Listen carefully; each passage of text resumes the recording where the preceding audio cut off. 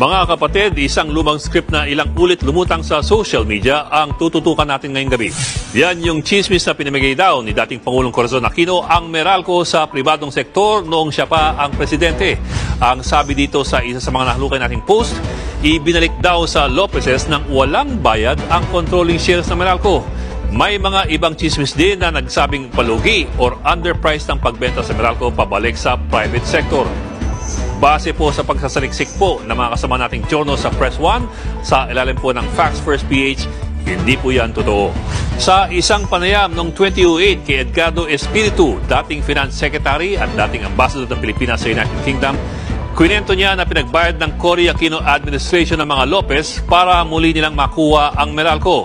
Para aralin at tukuyin ang tamang presyo, bumuo pa nga si Pangulong Aquino ng 5-member review committee. At itong si Edgardo Espiritu mismo ang nagsilbing chairman ng komite na yan. Dahil nga raw sa kanilang pagre-review, kaya napagdesisyonan nilang maningil pa ng dagdag na 2 bilyong piso, bukod pa po yan sa unang binayad.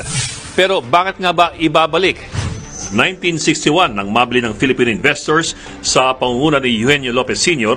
ang Meralco mula sa mga Amerikanong may-ari nito.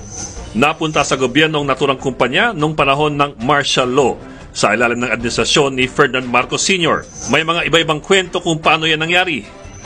Ayon sa dating senador na si Juan Ponce Enrile, voluntary raw itong binenta ng mga Lopez. Pero mismo mga Lopez ang mga kumontra sa mga sinabing yan ni Enrile. Pero saan daw ang naging pagbenta? Dagdag ng isa pang dating senador na si Aquilino Pimentel, may reasonable grounds daw para makitang hindi kusang binenta sa pamahalaan ang Meralco.